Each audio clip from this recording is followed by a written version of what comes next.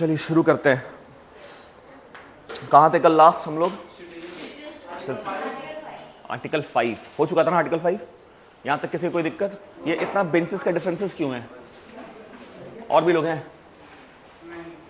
आगे आ जाओ।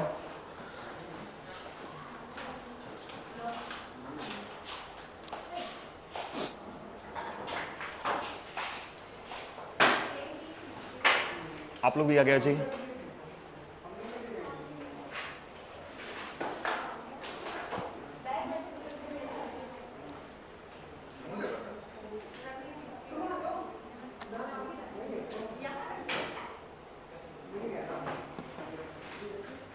बाकी बच्चे वो वाले तुम्हारे बैच के आ रहे हैं हिस्ट्री में?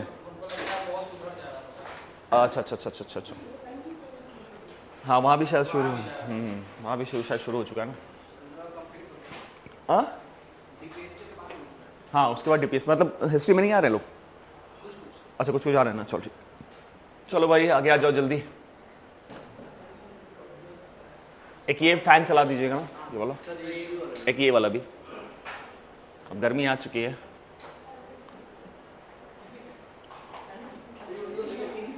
हाँ एसी चला दीजिए ना, सबसे बेस्ट वही है।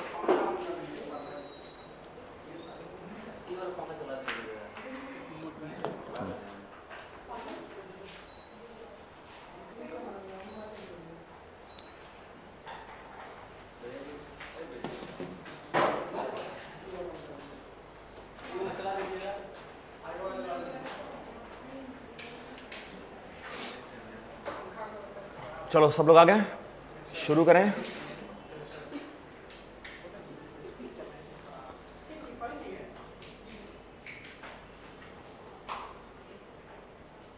ठीक रहने दो, वैसी इफेक्ट ठीक थोड़ी देर में हो जाएगा, नॉर्मल हो जाएगा। ठीक है चलो, आर्टिकल 5 समझ में आ गया था? कहीं कोई दिक्कत? आर्टिकल 5 तक। आज बात करते हैं आर्टिकल 6 तक। 6 और 7, 6 और 7। हाँ बताओ। हाँ बताओ कुछ।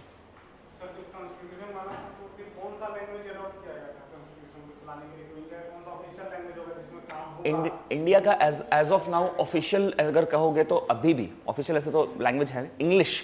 English is to be treated as the official language. इसलिए तुम कंडक्ट भी देखोगे ना पार्लियामेंट्री सेशन में, तो जो भी पेपर्स मिलते हैं, चाहे जो भी डॉक्यूमेंटेशन होती है, वो इंग्लिश में होती है। इंग्लिश, लेकिन साथ साथ हिंदी भी है, ऐसा नहीं है कि हिंदी नहीं है। ठीक है, इंग्लिश हिंदी। ठीक है, हर स्टेट का ऑफिशियल लैंग्वेज होता है। इंडिया के पास अभी तक ऑफिशियल लैंग्वेज अगर कहा जाए, मतलब एज पर, तो अभी तक कुछ भी नहीं है। लेकिन कंडक्ट कराने के लिए कॉन्स्टिट्यूशन ने उसमें मेंशन किया, एम्पावर किया है कि भाई इंग्लिश प्रिसीडेड बाई हिंदी, या एक होता नहीं कॉम्प्लीमेंटेड बाई हिंदी। प्रिसीडेड नहीं कहेंगे, कॉम्प्लीमेंटेड कहेंगे। तो जितने भी ऑफिशियल डॉक्यूमेंटेशंस होती है ना, सबसे अच्छा एग्जांपल है गजेट। तुम गजेट देखना, सबसे ऑफिशियल ऑर्डर है गजेट को। हम अपने सारे हम लोग के एक बोलचाल भाषा में कहते हैं एल्बम। समझ गए? होता है ना, कोई भी अगर लॉ आता है, कॉन्स्टिट्यूशनल अमेंडमेंट आता है, चाहे कुछ भी आता है, चाहे एग्जीक्यूटिव ऑर्डर में निकलता है, तो that has to be published in gazette of India. और उसका जो लैंग्वेज है that would be regarded as the official language. So that is English. ठीक है, साथ ही साथ हिंदी भी। ठीक है, ऐसा कोई क्वेश्चन वैसे बनता नहीं है। कहाँ पे?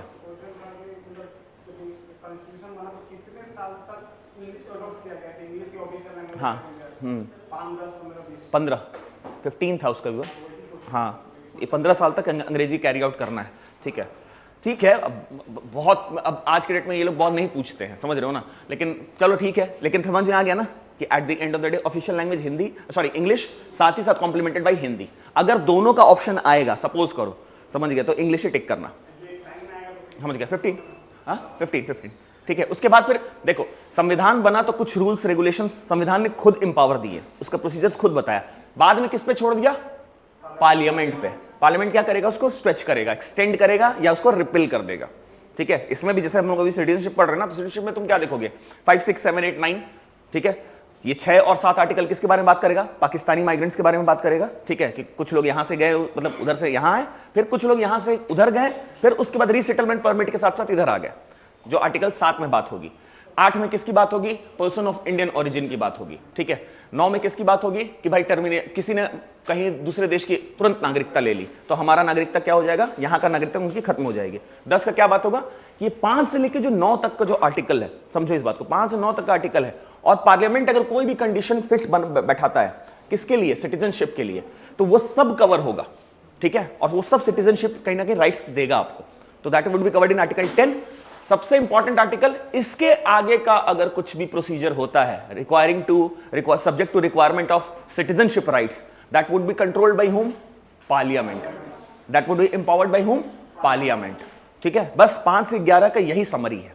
ठीक है, 5 किसके बारे में बात किया कि भाई सिटीजनशिप किस किस का है, 6 और 7 बात करेगा किसका, पाकिस्तानी माइग्रेंट्स का बात करेगा। जैसे अभी हम लोग आर्टिकल 6 में आ गए हैं, तो आर्टिकल 6 किसके बारे में बात करेगा, एक कट ऑफ डेट है 19 जुलाई 1949। समझे इस बात को, कोई भी इंसान, इसमें 2 फेजेस है, समझना इस चीज को बहुत आराम से। 19 July 1949 is the cut off date. कोई भी पाकिस्तान से जो आया हुआ इंसान 19 जुलाई 1949 के पहले इंडिया में है, समझ गए, या उसके मम्मी पापा में से कोई भी इंडियन सिटीजन है, ठीक है, तो वो ऑटोमेटिकली बन गया, समझ गया, ऑटोमेटिकली वो क्या हो गया, इंडियन सिटीजन बन चुका है। लेकिन अगर इस डेट के बाद भी कोई आया है तो they need to register themselves, registration कराना होगा, ठीक है, बाय ए कॉम्पिटेंट अथॉरिटी। जो समय के कॉम्पिटेंट अथॉरिटी हुआ करती थी, एक पर्टिकुलर बॉडी ही बनी थी इसी चीज को देखने के लिए। तो वहां पे आप अपना रजिस्ट्रेशन कराइए और साथ ही साथ क्या होगा, अब आप इंडियन सिटीजन हैं। आर्टिकल 6 इसी की बात करता है। मैं फिर से बता देता हूं, there is a cut off date 19 July 1949। In some books you will be seeing 1948 also, but that was stressed to 19 July 1949। ठीक है, ये कट ऑफ डेट है। इसके पहले जो भी इंडिया में आ चुका है वो ऑटोमेटिकली बन गया है। इसका मतलब ये नहीं कि 19 जुलाई 1949 के बाद जो आया वो नहीं बन सकता है, ऐसा नहीं है। सेकंड पार्ट डील क्या कर रहा है कि अगर कोई आता है पाकिस्तान से इधर, तो क्या होता है, वो उसको they need to register themselves by those competent authority in order to acquire citizenship. बस इतना ही आर्टिकल 6 डील कर रहा है। समझ में आ गया? वो तुम एकदम पॉलिटिकल लैंग्वेज में मत जाना, क्योंकि बहुत कॉम्प्लिकेटेड लैंग्वेजेस है, तुम लोग को समझ में ही नहीं आएगा, घुमा देगा वो, समझ गया ना। मैंने बताया था डोमिनेंस ऑफ लीगल ल्यूमिनरीज, तो उनकी इंग्लिश थोड़ी अजीब सी होती है। आर्टिकल 6 समझने का मतलब, आप क्योंकि आप लोग एग्जामिनेशन पर्पस से समझ रहे हैं, there is a cut off date 19 July 1949। उसके पहले जो भी आ चुका है वो ऑटोमेटिक बन गया है यहाँ का सिटीजन। कहाँ से, बांग्लादेश से कि पाकिस्तान से? पाकिस्तान से। तो बांग्लादेश भी हो गया ना, उस समय तो बांग्लादेश ईस्ट पाकिस्तान था ना, ठीक है। तो जो भी, ये सिर्फ पाकिस्तान से डील कर रहा है। 6 and 7 is exclusively dealing with what, Pakistan. क्योंकि तुम्हें पता है जो 15 नवंबर था ना जी, 15 नवंबर 1947, चलो ठीक है, 15 अगस्त 1947 से पहले भी पार्टीशन शुरू हो चुका था। कुछ लोग इधर के उधर जा रहे थे, उधर के इधर आ रहे थे, कुछ लोग की प्रॉपर्टीज उधर थी, वहां गए, देखे कि प्रॉपर्टी डिमोलिश हो चुकी है, वापस इधर आ गए, मन नहीं लगा, वापस आ चुके हैं। यही आर्टिकल 7 इसी बारे में बात करता है कि कुछ लोग उधर गए। मैंने कल भी तुम लोग बता रहा था ना कि there was a Radcliffe line, तो खींच के चले गए थे, लेकिन सबसे बड़ा 2 शहर के लिए सबसे बड़ा बवाल हुआ था। सबसे बड़ा, जिसको कहते हैं ना कि बहुत दिन तक इसी कह सकते हो कि कम्युनल राइट्स भी बहुत सारी चीजों को लेकर कहीं ना कहीं इन्हीं 2 केंद्र पे आधारित था। सबसे पहला लाहौर। लाहौर, क्योंकि लाहौर में पॉपुलेशन मुस्लिम्स है, लेकिन प्रॉपर्टी राइट्स सबसे ज्यादा हिंदूज और सिख्स के थे। ठीक है, एक था लाहौर और एक था कैलकटा। ठीक है, ये 2 ऐसे शहर थे ना, तो वहां पे अब डिसाइड किया गया, रैडक्लिफ ने क्या डिसाइड किया कि Lahore would be given to whom, Pakistan, and Calcutta would be given to whom, India. ठीक है, वहीं से आग लगी थी, समझ गए। सबसे पहले लाहौर में कम्युनल राइट्स हुए, वहां पे दिक्कतें आई, समझ गए।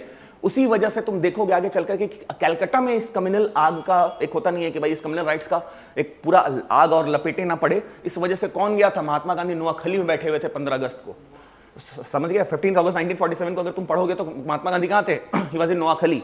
ठीक है, he was having some kind of peaceful satyagraha कर रहे थे वहां पे। उन्होंने बहुत ज्यादा, क्योंकि यही 2 टेंशन था, लाहौर और जहां से कहीं ना कहीं कम्युनल राइट्स बहुत ज्यादा फैल चुका था। ठीक है, यही 2 केंद्र हुआ करते थे। क्यों? सबसे इंपॉर्टेंट तो प्रॉपर्टी है ना। अगर आपकी प्रॉपर्टी आपसे छीन ली जाए तो समझ लो वही तो आपका एक कहीं ना कहीं एक सेल्फ आइडेंटिटी का एक सबसे इंपॉर्टेंट सब्सटेंस होता है। लाहौर में यही दिक्कत था कि majority of the population were whom Muslims, but the property was with whom, Hindus. अब जो यहां से गया वो उस प्रॉपर्टी को पकड़ लिया, समझ गए ना।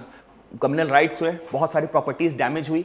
इसी तरफ से अभी पार्टीशन चल ही रहा था, कुछ लोग इधर से गए, समझ गए, फिर उन्हें लगा कि प्रॉपर्टी तो गया, समझ गए, हमें इंडिया के साथ ही रहना है। Article 7 deals with those persons, ठीक है, who has gone to Pakistan but subsequently वापस रिटर्न होकर आ गए। ठीक है, तो वहां पे किस आर्टिकल 7 इसके बारे में डील करता है। ठीक है, अब वो तो भाई देखो सारी प्रॉपर्टी तो गवर्नमेंट की ही है, हम लोग क्यों मतलब अगर तुम देखोगे ना गवर्नमेंट के पास एक्सक्लूसिव राइट्स हैं कि वो आपकी प्रॉपर्टी क्या कर सकता है, लेकिन आपको एक फेयर कंपनसेशन देना होगा उस प्रॉपर्टी के लिए, समझ गए। तो अब गवर्नमेंट कहां से देगी? आज के डेट में अगर बिहार मान लो कि सपोज करो कि पटना है, समझ अब इसका डिवीजन कराना हो और किसी दूसरे में चला गया, कोई दूसरा कॉम्पिटेंट अथॉरिटी है, तो आप उससे जाके डील कीजिएगा ना, समझ गए। आप अपनी सरकार का कैसे गला पकड़ सकते हैं? तो सारी प्रॉपर्टी तो गवर्नमेंट की है at the end of the day, आपका घर भी गवर्नमेंट का है, समझ गए। जिस दिन चाहेगी वो ले लेगी, लेकिन कुछ हिसाब किताब कागजी चीज़ें होती हैं, प्रोसीजर्स होते हैं, जिस वजह से आपको लगता है कि ये आपका है, समझ गए। जैसे लैंड में तुम लोग जानते होगे कि 2-3 तरह के लैंड्स होते हैं, एक होता है गैर मजरूआ भी होता है, गैर मजरूआ नाम सुना है बिहार में? सुने हो ना, गैर मजरूआ का मतलब सरकारी, समझ गए। आपकी जमीन बनी हुई है, पता चला आपने रजिस्ट्री कराया, देखो कितना सरकार का फोरसाइटेडनेस देखो, मतलब सरकास्टिक वे में कि आप रजिस्ट्रेशन करा लेते हैं, टैक्स प्रॉपर्टी टैक्स पे करते हैं, वहां घर बना लेते हैं, बाद में सरकार की तरफ से एक फरमान आता है कि तो गैर मजरूआ जमीन है। गैर मजरूआ मतलब सरकारी, मतलब अब हम आपसे ले लेंगे। अभी पूरा बवाल बिहार में इसी चीज को लेकर पड़ा हुआ है, लैंड सर्वे जो चल रहा है ना, तो गैर मजरूआ बहुत सारी जमीन गैर मजरूआ निकल रही है, सरकार बोल रही है कि हम किसी भी हाल में इनको ले लेंगे वापस। और बेचारा वो लोग क्या करे जिसका वहां पे जमीन है, बिल्कुल समझ गए। तो दोनों तरफ से देखना पड़ेगा इन चीज़ों को, सरकार को भी एक कहते हैं ना विजिलेंट मैकेनिज्म रखना पड़ेगा अपने साथ कि जब आप रजिस्ट्रेशन हो रहा है, प्रॉपर्टी रजिस्टर हो रही है, तो पहले ही बता दीजिए कि हाँ भाई ये आपके हक में नहीं है, ये सरकारी है, तो इंसान क्यों रजिस्टर कराएगा, समझ गया। इसमें सबसे इंपॉर्टेंट भूमिका निभाते हैं वो बिचौली है, समझ गए, जिसको हम लोग कहते हैं रियल एस्टेट डीलर्स, समझ गए। वो देखना कि तुम लोग भले हालत खराब हो जाएगा प्रॉपर्टी लेने में, बैंक से लोन आ जाएगा, ये है वो है, वो गाड़ी से घूमते हैं एकदम मोटा मोटा चेन पहन के, अंगूठी पहन के, एकदम लगेगा कि भाई उनसे बड़ा बिजनेसमैन इस धरती पर नहीं है। But they are only doing what, liaisoning.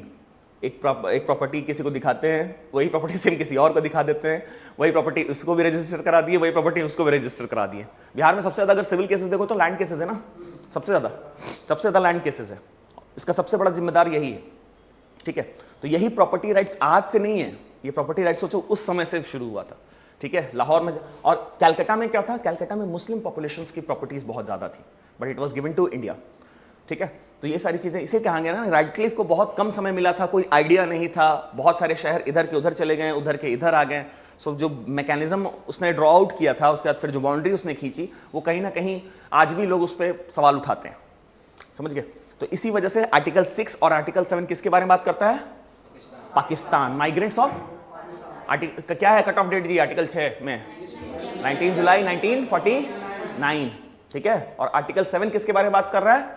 जो वहां गए वहां से वापस आ गए, ठीक है, रीसेटलमेंट परमिट के द्वारा, ठीक है। तो आर्टिकल 6 और 7 किसके बारे में बात करता है? पाकिस्तानी माइग्रेंट्स। इसको लिख लो फिर आगे बढ़ते हैं।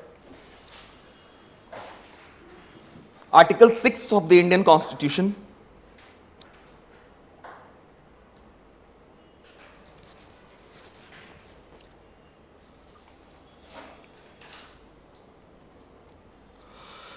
provided citizenship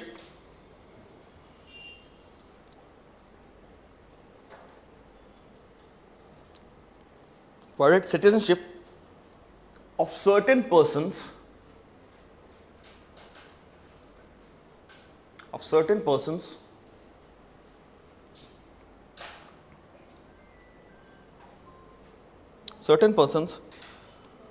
who have migrated to India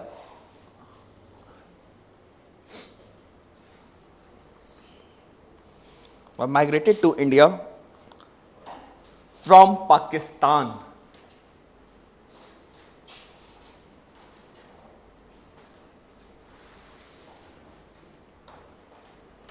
It mentions that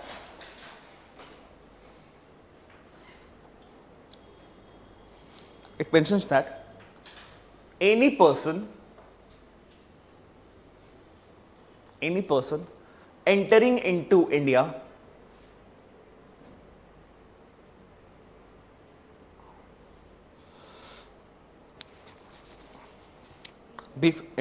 India before July 1949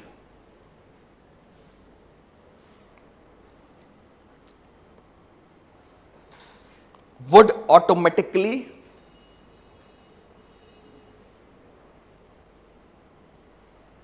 would automatically become an Indian citizen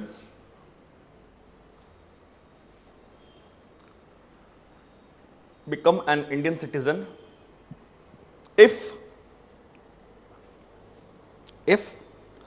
either of his parents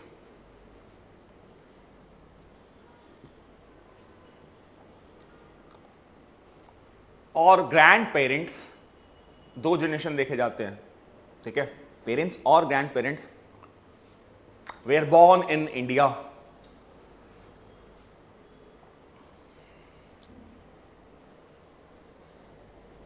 इसी में एक नेक्स्ट पॉइंट मेंशन कर लेना,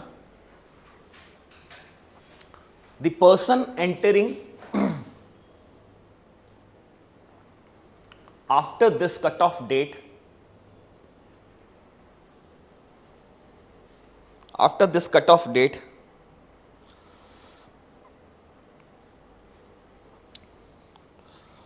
need to register themselves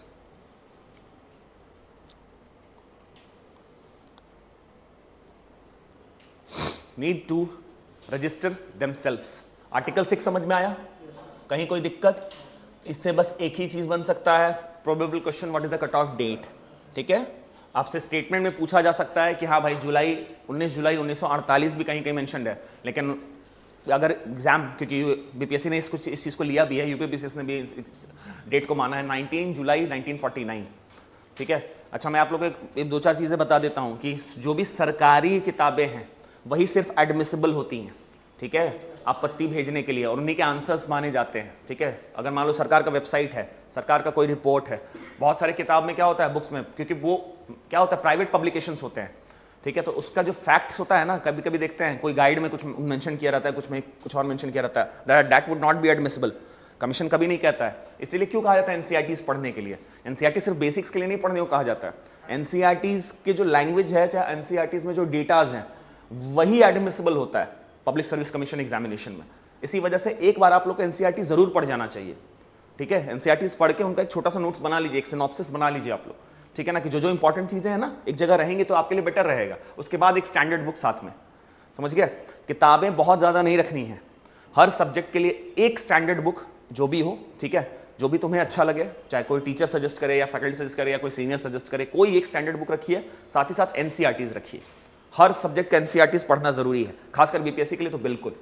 BPSC के case में अगर मैं suggest करूं कि साइंस टेक के लिए क्या पढ़ोगे, तो साइंस एनसीईआरटीज पढ़िए, इवन 12th तक के लेवल का, क्योंकि मैं देख रहा हूं कि आजकल वो 11-12 के बुक से भी क्वेश्चंस बना रहे हैं।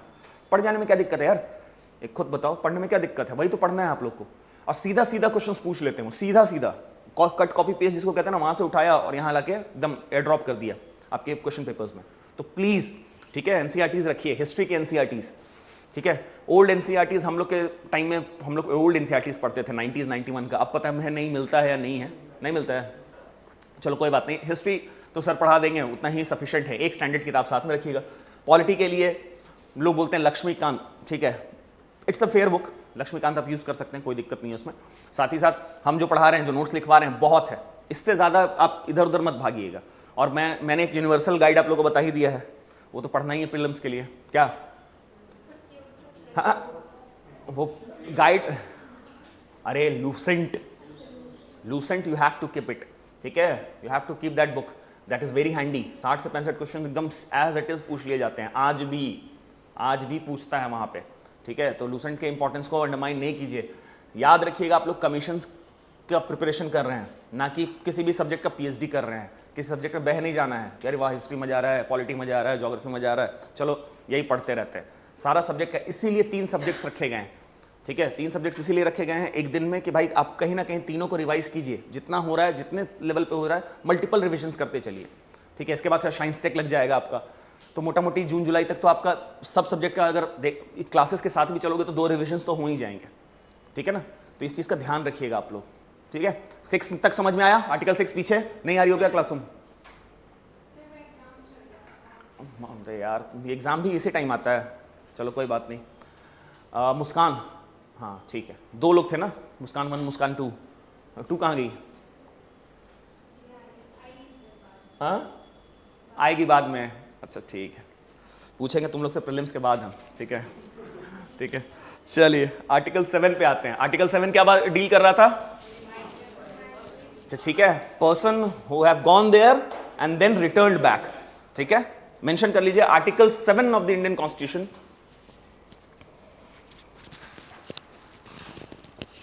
Article 7 of the Indian Constitution mentions that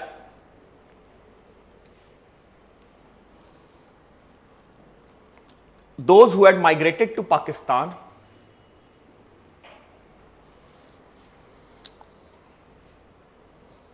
after 1st of March 1947, 1st of March 1947, but returned back to India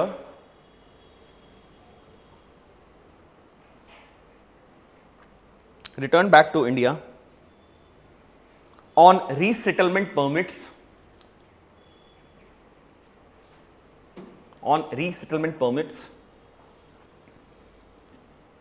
would be included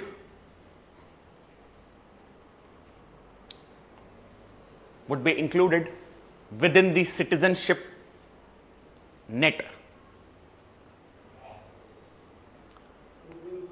within the citizenship net।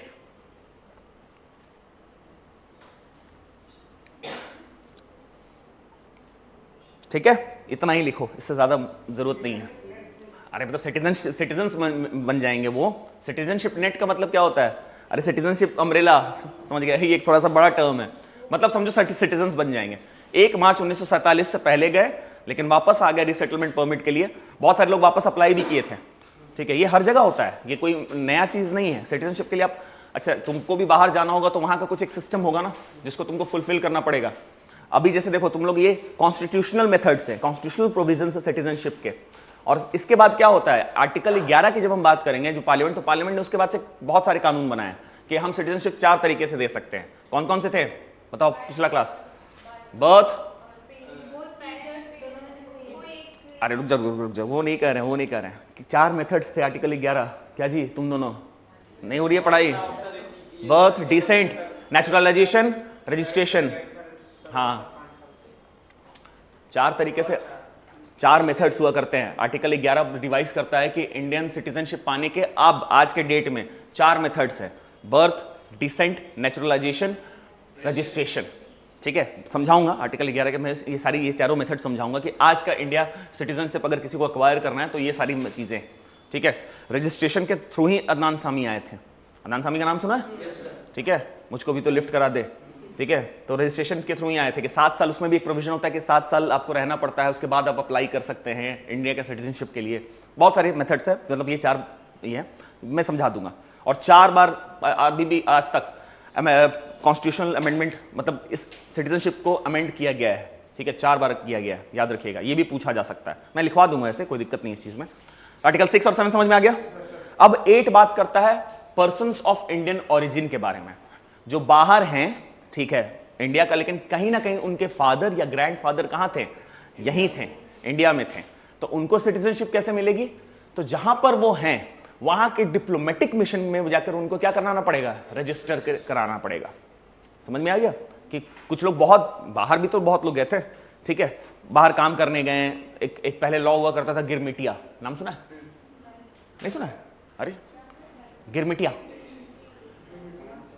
तुम लोग सही में मतलब पक्का बिहारी नहीं हो फिर, समझ गया। गिरमिटिया लॉ नहीं सुना है? पहले क्या होता था ना कि ब्रिटिशर्स क्या करते थे ना कि अब उनको, ब्रिटिशर्स की सिर्फ इंडिया कॉलोनी थोड़ी थी, समझ गए, साउथ अमेरिका भी था, नॉर्थ अमेरिका के भी फोल्ड में थे, अफ्रीका था, उनकी कॉलोनी थी।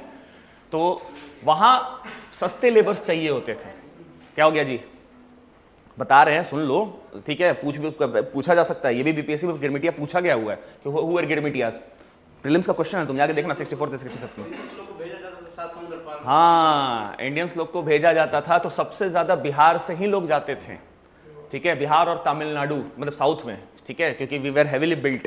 एक होता नहीं है कि ये सारी चीजें, अंग्रेजी का तो कॉन्सेप्ट था कि जो अच्छे दिखते हैं, मतलब एक होता नहीं कि लेबर्स के लिए बहुत अच्छे क्लासीफाई होंगे, अच्छी शरीर है, चलो इनको खटवाते हैं, समझ गए। तो गिरमिटिया लॉ था एक। सबसे अच्छा एग्जाम्पल है अगर कोई देश तो है वो वेस्ट इंडीज। वेस्ट इंडीज नाम का देश तो नहीं है, करीबियन आइलैंड है ना, ठीक है, वो करीबियन आइलैंड में सबसे ज्यादा इंडिया के लोग हैं। मालदीव्स, मॉरिशियस, मलेशिया, मलेशिया में तुम देखोगे अच्छा खासा पॉपुलेशन, ऐसे तो उनका ऑफिशियल है इस्लाम, मतलब ज्यादा मुस्लिम पॉपुलेशन है। हाँ मॉरिशियस, मॉरिशियस है, ठीक है। वही मैं बता रहा हूं कि जो ये लोग गए ना वहां पर, फिर वापस नहीं लौट कर आ पाए और वो वहीं के नागरिक हो गए। लेकिन कुछ लोग चाहते थे, समझ गए ना, बहुत सारे लोग चाहते थे ना कि हाँ भाई हम इंडिया के सिटीजन पहले भी थे, अब भी बनना चाहते हैं, ठीक है। तो वो क्या करेंगे, वो वहां के डिप्लोमेटिक मिशन में क्या करेंगे, अपने आप को जाके रजिस्टर कराएंगे, ठीक है। लेकिन कंडीशन क्या होना चाहिए कि उनके पेरेंट्स या ग्रैंड पेरेंट्स, 2 जनरेशन का बात आता है, ठीक है। तो पेरेंट्स या ग्रैंड पेरेंट्स का कहीं ना कहीं उनको दिखाना पड़ेगा सबूत कि हाँ भाई हमारे पेरेंट्स या ग्रैंड पेरेंट्स यहीं के जन्मे हुए हैं, मतलब इंडियन सॉइल के हैं। समझ में आ गया? आर्टिकल 8 समझ में आया? Persons of it deals with what? Person of Indian origin, either of whose parents और grand parents were born in India, ठीक है, need to register themselves with those diplomatic missions. हर देश में हमारी एम्बेसी है, पता है ना, समझ गया। वो तो वो किसकी प्रॉपर्टी है, उनकी प्रॉपर्टी है, हमारी प्रॉपर्टी है, इंडिया की प्रॉपर्टी है, याद रखिएगा। उसको इंडिया के इकोनॉमिक इसमें भी, नेट में भी शामिल किया जाता है, इंडिया के जीडीपी में भी उसका काम है, ठीक है। जीएनपी में कहेंगे, जीएनपी कहेंगे, ग्रॉस नेशनल प्रोडक्ट में, ठीक है, उसका इनकम जोड़ा जाता है, ध्यान रहेगा, लिख लीजिए आर्टिकल 8। हाँ पूछिए पूछिए।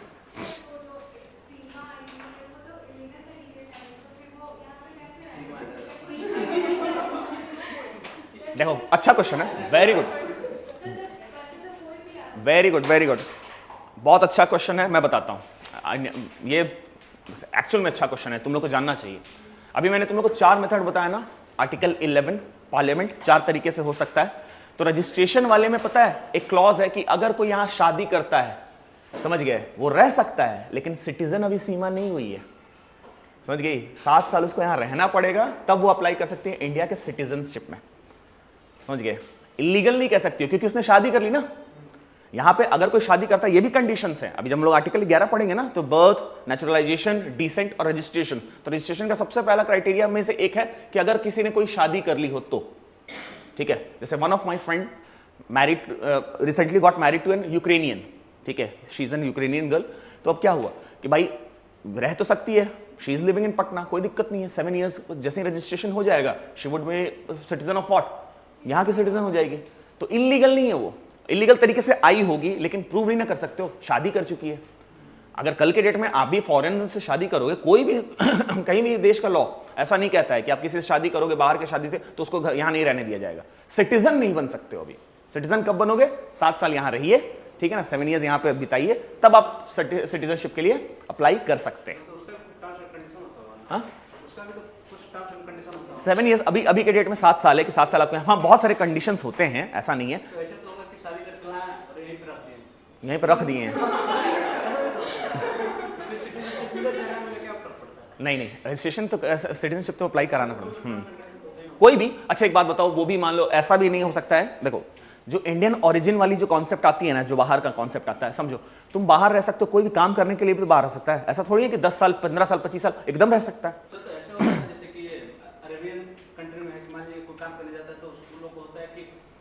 साल में 1-2 बार वो कंट्री से बाहर जाना पड़ता है, ऐसा कुछ नियम है, फिर एंट्री, हाँ एंट्री दिलाता है। तो हर जगह का अपना नियम कानून, हाँ हमारे यहाँ भी नियम कानून है, हमारे यहाँ भी नियम कानून है कि भाई देखो सबसे पहला कॉन्सेप्ट है कि एनिमी एलियन का, ठीक है, एनिमी एलियन के लिए थोड़ा टाइटर रूल है सिटीजनशिप का, ठीक है। फ्रेंडली एलियंस के लिए ईजी है टू गेन सिटीजनशिप। जैसे रशिया में तुम देखोगे, रशिया में सिटीजनशिप अगर तुम रशियन वुमेन के साथ शादी करते हो, समझ गए, तो ऑटोमेटिकली अगर वहाँ अप्लाई कर सकते हो, बस वो टाइम पीरियड उनका भी हमारे यहाँ जैसे 7 साल है, वहाँ कुछ कम समय है, क्योंकि क्या है हमारा फ्रेंडली रिलेशन, समझ गया।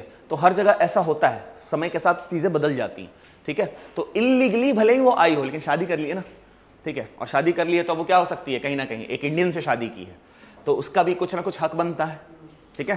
तो होता है, क्या करोगे, बहुत लोग, अभी शेखर धवन भी किया ना जी, किया कि नहीं, फॉरेनर्स के साथ शादी करने में फायदा है, पता है किसका,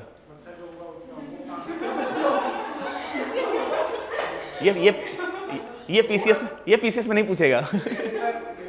अच्छा हाँ, कहाँ मतलब नहीं समझे,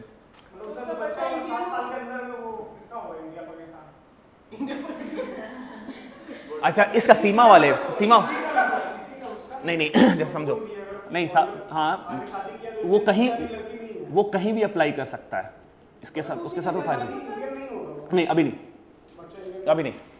नहीं आधार बनाया जा सकता है, क्योंकि आधार सिटीजनशिप नहीं की गारंटी नहीं देता। आधार बना डिपेंड करता है उसको कहाँ का सिटीजनशिप चाहिए, तो सर्टेन कंडीशंस या तो वहाँ का पाकिस्तान का या तो इंडिया का जो सर्टेन कंडीशंस है उसको फुलफिल करेगा, फिर अप्लाई करेगा इंडियन सिटीजनशिप के लिए, ठीक है।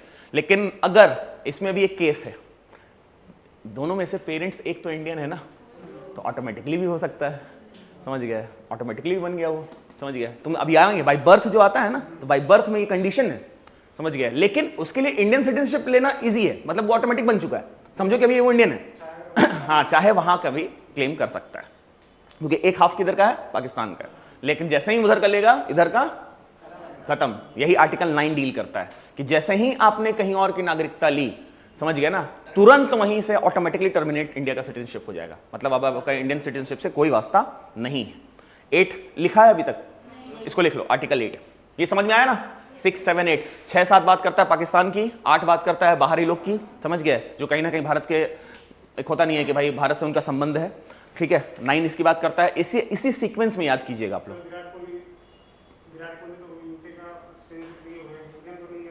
अभी कहाँ उसने नागरिकता छोड़ी है, अभी सिटीजनशिप नहीं लिया है, सिटीजनशिप नहीं लिया है, वो सेटल हुआ है वहां पे, समझ गए। बहुत लोग सेटल हो सकते हैं बाहर, ऐसा नहीं है कि वहां सेटल होने के लिए प्री कंडीशन होता है कि भाई आपको वहां का सिटीजन बनना पड़ेगा। सेटल हो सकता हो, बिजनेस है मेरा, विराट कोहली का बिजनेस है वहां पे, समझ गए। बहुत सारी चीजें हैं, अनुष्का का भी बिजनेस है वहां पे, समझ गए। यूके का सिटीजनशिप दुनिया का सबसे इजी सिटीजनशिप है, बहुत इजीली ले सकते हैं यूके का, समझ गए। ऐसा कुछ भी नहीं है, अभी कोई भी कहीं भी रह सकता है। सिटीजनशिप की जब बात आएगी, क्योंकि सिटीजनशिप के साथ क्या होता है, आपके साथ पॉलिटिकल और सिविक राइट्स आते हैं। जैसे विराट कोहली वहां वोट नहीं दे सकते ना, वोट देने तो यही आना होगा, समझ गए। जिस दिन उधर के सिटीजन बनेंगे तो वहां के पार्लियामेंट के लिए वोट करेंगे। तो सिटीजनशिप का 2 कंडीशन हमेशा याद रखिएगा कि आपके साथ सब कोई सब कुछ कर सकता है, लेकिन जो सिविक और पॉलिटिकल राइट्स हैं वो कहीं ना कहीं किसको मिलते हैं, सिटीजन्स को मिलते हैं। समझ में आया, ठीक है। चलिए आगे लिखिए, article 8 mentions that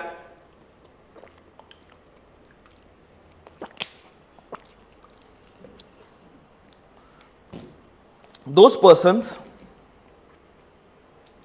residing outside India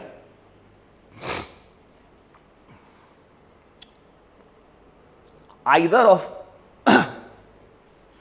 of whose parents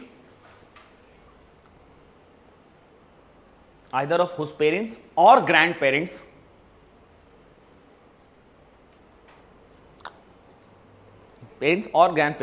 were born in India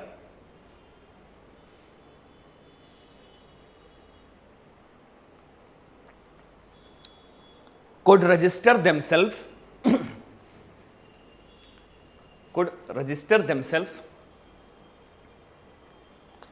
with Indian diplomatic mission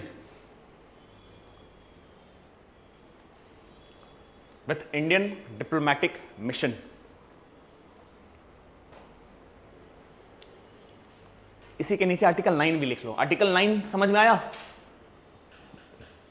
Indian diplomatic mission क्या है। आर्टिकल 9 तुम बताओ, कोई नहीं बताएगा। What is article 9?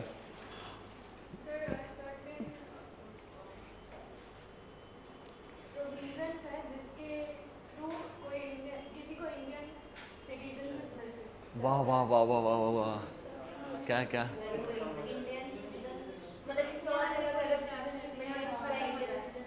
यस, ठीक है। क्या है आर्टिकल 9? तुम पीछे, हाँ बोलो बोलो बोलो, शर्माना नहीं है, क्लास में बेशर्म हुई है।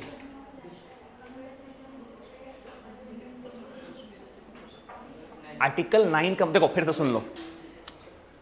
कोशिश मेरी ये होनी चाहिए कि जो यहाँ पे पढ़ा रहे हैं वो सबको पता होना चाहिए। ऐसा ना हो कि भाई कोई भी लेफ्ट आउट हो। एक तो ऐसे ही बहुत बड़ा क्लास तो है नहीं, ठीक है, होम ट्यूशन वाली फीलिंग आ रही है, लेकिन कोई बात नहीं, ठीक है। लेकिन अच्छी बात है कि होम ट्यूशन में पर्सनल, अच्छी बात है ना कि सबका रिजल्ट्स हो जाएगा।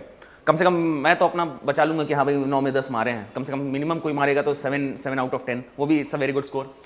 आर्टिकल 9 डील्स करता है, it deals with what, it deals with certain conditions कि अगर कोई बाहर की सिटीजनशिप ले लेता है तो ऑटोमेटिकली उसका इंडियन सिटीजनशिप क्या हो गया, टर्मिनेट हो गया, बस, ठीक है। कि बाहर के आप सिटीजन हो गए, इंडिया का सिटीजनशिप क्या हुआ, टर्मिनेट, कैंसिल, ठीक है, इसको ऐसे मेंशन कर लीजिए, article 9 mentions about any person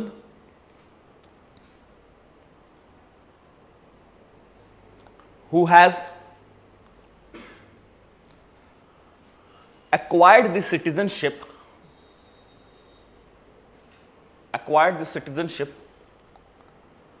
of foreign state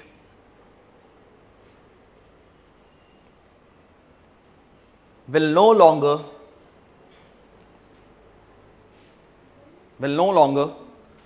be a citizen of India.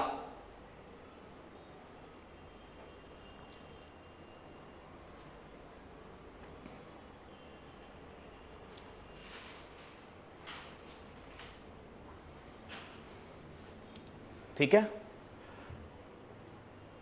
9 तक समझ में आ गया। आर्टिकल 10 के बारे में ये कहा जाता है, मतलब आर्टिकल 10 ये बताता है कि जो भी ऊपर के प्रोविजंस हमने बताए हैं 5, 6, 7, 8, 9 और पार्लियामेंट जो भी कंडीशंस बताएगा सिटीजनशिप का वो कंटिन्यू रहेगा। वही सिटीजनशिप का एक्सक्लूसिव एक कंडीशंस बताता है। इसका मतलब ये समझो कि 5, 6, 7, 8 जहां डेफिनेशन बता रहा है, आर्टिकल 9 एम्पावर कर रहा है। समझ गए? एम्पावर का मतलब समझे ना कि कहीं ना कहीं इसी के थ्रू फंक्शनिंग है इसका।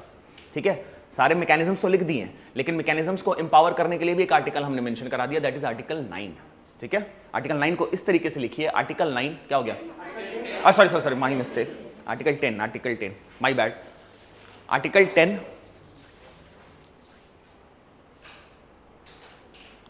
says that every person who is deemed to be a citizen of India,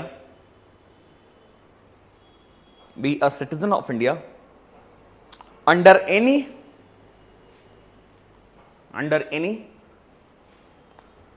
foregoing provisions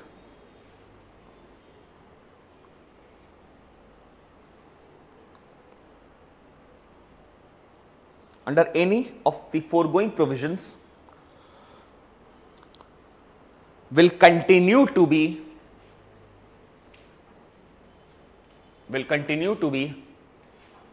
citizen of India.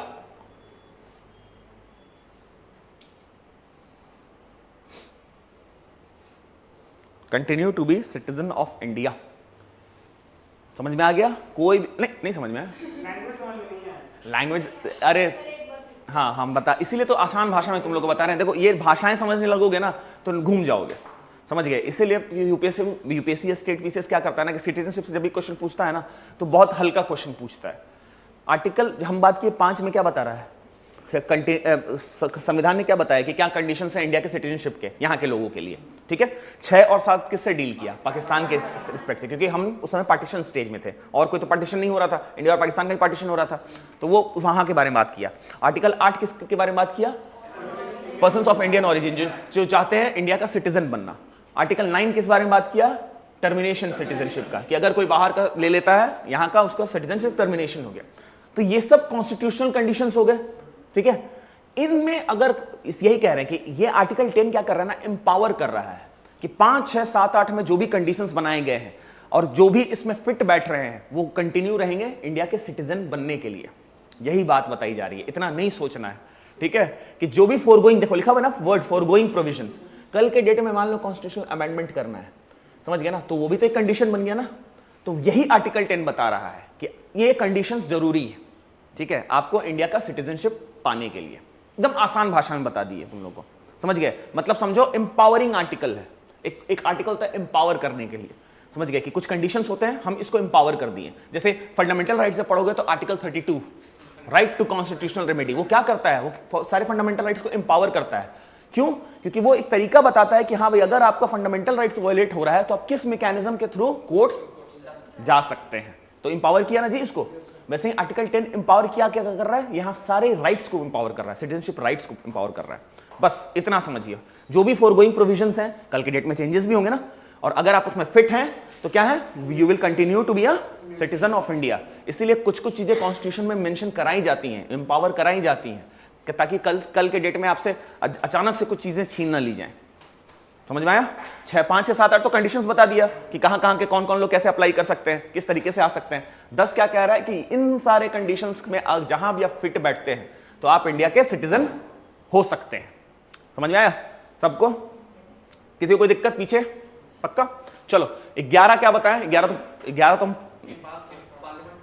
Yes, अभी तक 5 से लेकर 10 तक कहां था ये कॉन्स्टिट्यूशन क्या कर रहा था? सिटीजनशिप को डिफाइन कर रहा था कि इंडिया का सिटीजनशिप क्या हो सकता है। कॉन्स्टिट्यूशन ने डिफाइन किया कि हाँ भाई क्या क्या कंडीशंस हो सकते हैं इंडिया के सिटीजन बनने के लिए। लेकिन इसके बाद, अब इस आर्टिकल के बाद, अब कोई भी कानून कौन बनाएगा सिटीजनशिप पे?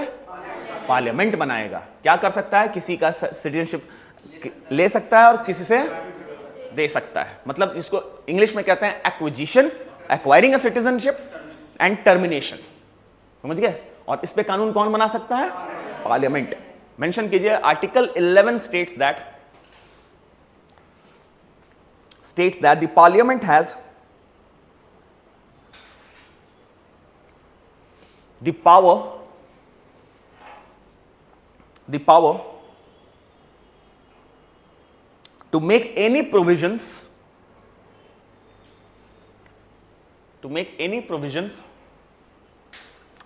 with respect to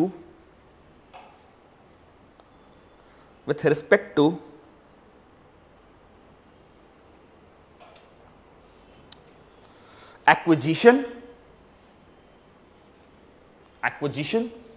and termination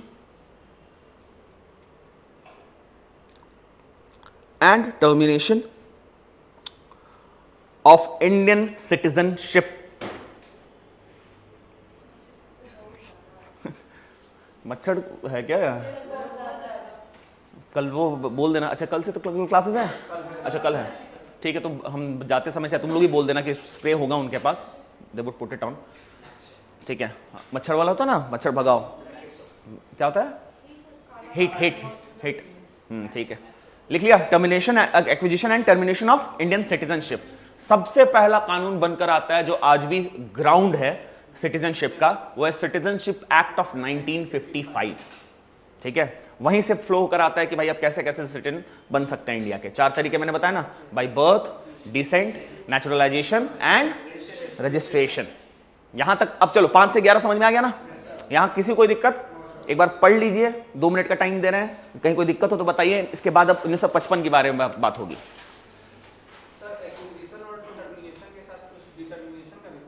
हाँ, डिटर्मिनेशन को डिटरमाइन किया जा सकता है, मतलब वही बात है यार। पहले डिटरमाइन करोगे ना तभी ना एक्विजिशन का कॉन्सेप्ट आएगा कि आप में क्या क्या कंडीशंस हैं। डिटरमाइन का कॉन्सेप्ट कहाँ पे आता है? जिसके पास दोनों तरफ जाने का, समझ रहे हो ना? अब हम डिटरमाइन करेंगे कि भाई अगर आप हमसे अब मेरी कंडीशंस फिट हो रहे हैं, आप देख लीजिए, अगर आपको यहाँ कर चाहिए तभी ना अप्लाई करते हैं लोग। पहले तो इंडियन आपको कंडीशंस में फिट बैठना पड़ता है। जो हमारे देश का सिटीजनशिप कानून है, चाहे किसी देश का सिटीजनशिप कानून है, तो पहले तो गवर्नमेंट की तरफ से इनिशिएटिव होगा ना कि भाई यही सारे कंडीशंस हैं, फुलफिल हो रहे हैं या नहीं हो रहे हैं। एक्विजिशन कह लो, सबसे इजी है कि acquisition, determination and termination of Indian citizenship. ठीक है,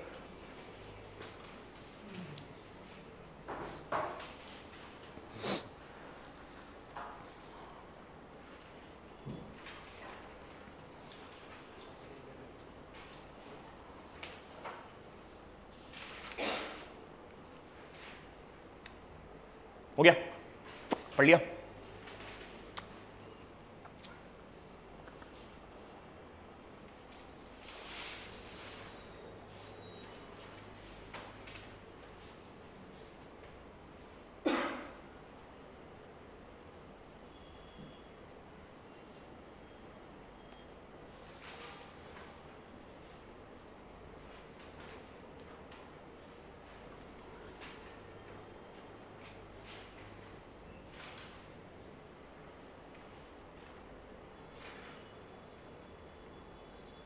इंडिया में जैसे पेरेंट्स और ग्रैंड पेरेंट्स रहते हैं किसी के, सर वो बॉर्न हो इंडिया में, तो उसको भी रजिस्टर करना नहीं। ये आर्टिकल 8 में तो इंडिया को रजिस्टर विद इंडियन डिप्लोमेटिक।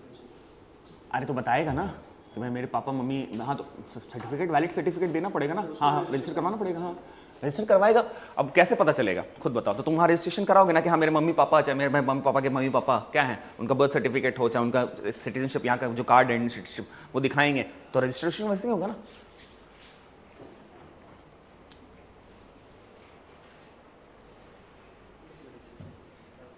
क्या तबीयत ठीक है तुम्हारा? 2 दिन से देख रहे थोड़ा अनस्टेबल लग रहे हो, क्या हुआ, मतलब कोई दिक्कत?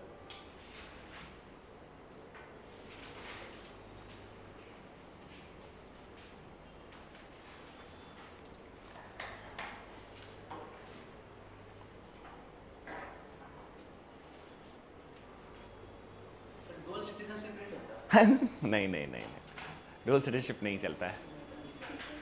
यूएस के पास है डुअल सिटीजनशिप। जैसे बहुत ऑस्ट्रेलिया का है, हाँ होम सोर्स है, वो ऑस्ट्रेलिया को भी शायद यूएस के लिए। हाँ, वो किसी भी देश का मतलब कोई भी देश अपने हिसाब से रखता है ना। हमारा संविधान बस सिंगल सिटीजनशिप, मतलब है दुनिया में exist हाँ एग्जिस्ट करता है, बिल्कुल करता है। यूएस सबसे अच्छा एग्जाम्पल है। आर्टिकल 3 में लिखा हुआ है कि आर्टिकल 1 और 2 में कोई चेंजेस होगा तो फर्स्ट और फोर्थ शेड्यूल को वो इम्पैक्ट करेगा। तो सर वो क्या इम्पैक्ट? सीट्स सबसे इंपॉर्टेंट है, seats, Lok Sabha seats, Rajya Sabha seats, है ना। मान लो अगर आज बाउंड्री खिंचा है, पॉपुलेशन के बेसिस पे होता है, पॉपुलेशन डिवाइडेड बाय एरिया, एक कॉन्स्टिट्यूएंसी बनाने के लिए सबसे अच्छा फॉर्मूला है। तो कल के डेट में अगर बाउंड्री आगे पीछे होता है तो पॉपुलेशन ऑल्टर होगा कि नहीं होगा, एरिया ऑल्टर होगा कि नहीं होगा, सीट्स बढ़ भी सकता है, सीट्स सब सपोज करो बिहार में अभी कितने 40 लोकसभा सीट हैं, 16 राज्यसभा सीट्स हैं। कल के डेट में अगर कम होता है, मतलब बिहार का एरिया कम किया जाता है, तो लोकसभा और राज्यसभा की सीट्स बढ़ेंगी या घटेंगी? हाँ बढ़ेंगी, घटेंगी, ठीक है। तो यही बताता है ना, यही तो चेंजेस है, समझ में आया। फोर्थ शेड्यूल में लिखा हुआ है allocation of seats in Rajya Sabha, ठीक है। तो राज्यसभा किसको रिप्रेजेंट करता है? स्टेट्स को, ठीक है। तो एक्सक्लूसिवली किससे डील कर रहा है? राज्यसभा। स्टेट्स का कॉम्पोजिशन चेंज हुआ, राज्यसभा में सीटें बढ़ेंगी या घटेंगी? ज्यादा चांसेस यही है कि अगर बढ़ता है एरिया तो सीट से बढ़ती हैं, जिनका सीट्स कम होता है, मतलब अगर एरिया कम होता है उनको कम मिलता है। समझ में आया? 16 है बिहार में। हाँ बताओ। हाँ हाँ एक बार बिल्कुल एकदम एकदम। हाँ बताओ। सर ये जो सिटीजनशिप एक्ट जो था 1955 वाला, उसका जो 4-5 बार शायद जो अमेंडेबिलिटी किया गया था, उससे भी सर क्वेश्चन आता है? नहीं, सिटीजनशिप बहुत सिटीजन से बहुत हल्के क्वेश्चंस पूछे जाते हैं, नहीं तो आते ही नहीं है क्वेश्चन। हाँ हाँ नहीं नहीं नहीं, हम बता देंगे, वो हम बढ़ा देंगे, वो उसके लिए कोई दिक्कत नहीं है, ठीक है। वो सब देखो मिसलेनियस टॉपिक्स है, पहले हम लोग मेन कर लेते हैं, उसके बाद जो भी मिसलेनियस टॉपिक्स होंगे वो एक बार में डील कर देंगे। लोकपाल जैसे हो गया, लोकायुक्त हो गया, ये सारे चीज जो हैं वो 2-3 क्लास में हम सारा मिसलेनियस जहाँ से क्वेश्चन बन सकते हैं सब करा दूंगा। उसके लिए एकदम बेफिक्र रहना है, बस उतना पढ़ लीजिए, 7, 8, 9 निकल जाएगा। हाँ एकदम 10 नंबर सिक्योर है वो आपका। कॉन्स्टिट्यूशनल अमेंडमेंट एक्ट, ठीक है, वो 2019 इसे नहीं पूछता है। हाँ मेंस में पूछ सकता है, मेंस के लिए तो बहुत अच्छे से पढ़ाऊंगा ये सारी चीजें।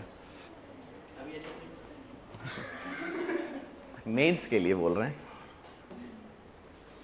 मेन बात है कि उस समय क्या होता है ना, क्लास का लेंथ बढ़ जाएगा, समझो।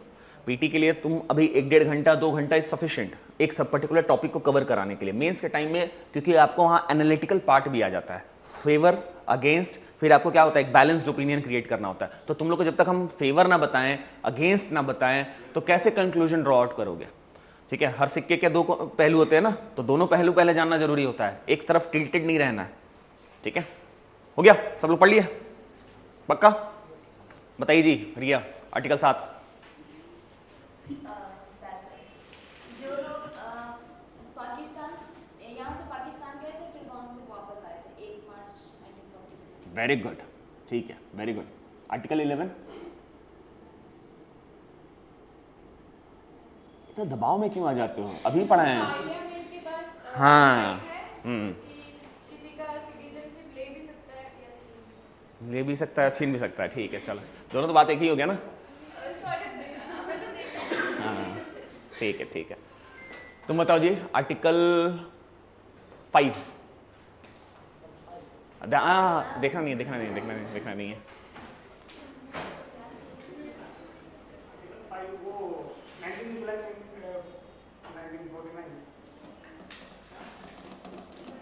तुम बताओ जी अंजलि। नहीं तुमको अच्छा वाला देंगे, रुक जाओ। आर्टिकल 5 तुम बताओ।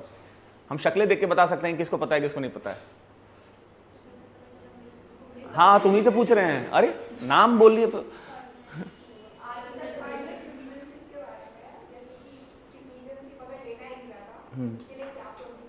वाह वाह वाह वाह वाह वाह वाह, हे भगवान। तुम बताओ जी सुमेर।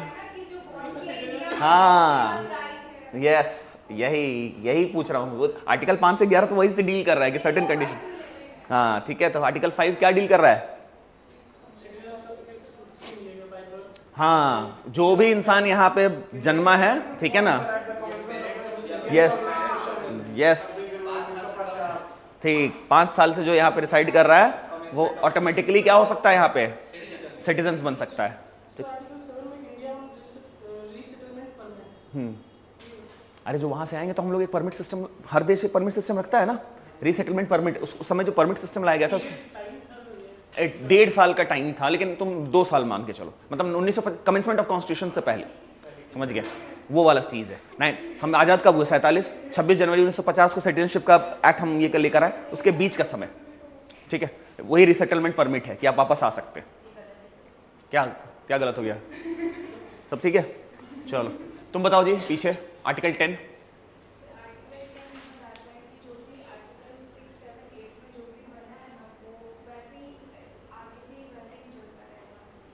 ठीक है, फोरगोइंग प्रोविजंस, ठीक है, वेरी गुड। यहाँ तक तो हो गया। 5, 6, 7 और क्या छूटा हुआ है? आर्टिकल 8 तुम बताओ। हाँ क्या मिलेगा?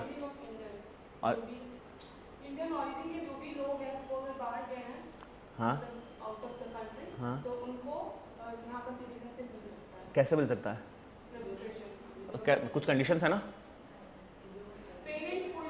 हाँ पेरेंट्स और ग्रैंड पेरेंट्स, ठीक है, अगर उनके बॉर्न है इंडिया के, दे कुड रजिस्टर देमसेल्व्स कहाँ? वहाँ के डिप्लोमेटिक मिशन में। वेरी गुड, चलो यहाँ तक तो समझ में आ गया। 5 से 11 constitutional provisions related to citizenship. अब यहाँ से पार्लियामेंट आगे एक कानून लेकर आता है कि भाई भारत में आपसे नागरिकता लेनी है तो भाई किस तरीके के नागरिकता हम प्रोवाइड करा सकते हैं। There has to be some sort of certain conditions and that would be regulated. The country brought its very first citizenship act named Citizenship Act of 1955, ठीक है, Citizenship Act, जिसमें they laid down several provisions related to acquisition, determination as well as termination, under which they told that there has to be 4 ways by which a person can have Indian citizenship. First one is by birth, second descent, third is naturalization, 4th is registration. एक एक करके deal करते हैं, ठीक है। सबसे पहले है बाय बर्थ, ठीक है, इसमें भी 3 क्राइटेरियाज हैं, ठीक है। सबसे पहला क्राइटेरिया है 50 से 1987 के बीच जिसका भी जन्म हुआ वो ऑटोमेटिक हो गया, समझिए। 50 से 1950 कमेंसमेंट ऑफ कॉन्स्टिट्यूशन, 50 से 87 1987 there has to be a cut off date. अगर कोई इसके बीच पीरियड में बर्थ करता है he would automatically become Indian citizens, ठीक है, समझ में आया। देन कम्स 87 टू 2004, ये सेकंड कट ऑफ डेट है। इसमें क्या है कि अगर कोई इसके बीच बॉर्न हुआ है तो उसका कोई पेरेंट्स जो है अगर इस डेट में है, समझ गए ना, इसके पहले वाले डेट में, वो भी क्या हो सकता है, इंडिया का सिटीजन। रुको आराम से, हम क्लास चल रहा है ना, ये अच्छा ठीक है, क्लास के बाद पूछ लेना ना। देखो यहाँ पे बहुत इंपॉर्टेंट है, इसलिए हम बोल रहे हैं कि सब लोग सुनिए इस चीज को, समझ गए ना, क्योंकि लिखने समय थोड़ा दिमाग इधर उधर जाता है, सुनने समय नहीं जाता है।